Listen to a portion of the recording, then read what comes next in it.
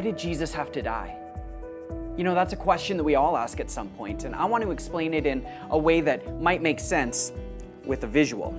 You see, Jesus came to take the punishment of our sin, the sin that you have done or would ever do.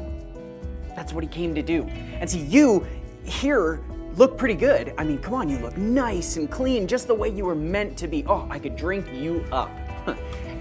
But we've all done stuff that we shouldn't do. We've all sinned in different ways. And the problem is when we sin and we bring sin into our lives, it changes us.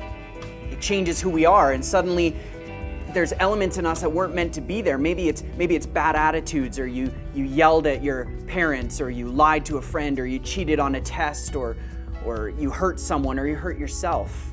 Whatever it might be, it's not the way you were meant to be. And God saw this, and he didn't want it to be this way. He said, this was not how I intended you to be. So God had a perfect rescue plan.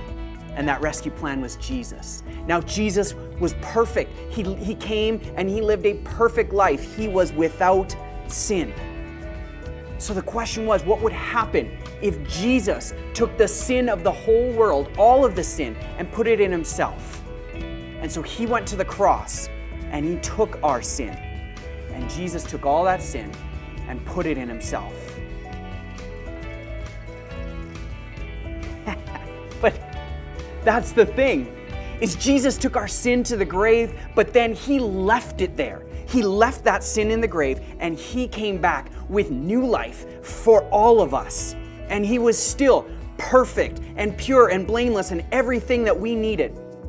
And so you, with all of our sin and with all that's inside of us, you have the ability to say yes to Jesus, because we don't need sin anymore. Sin has been defeated by the power of the cross and what Jesus did and the power of his resurrection. And so when you say yes to Jesus and you ask him to fill you with his power,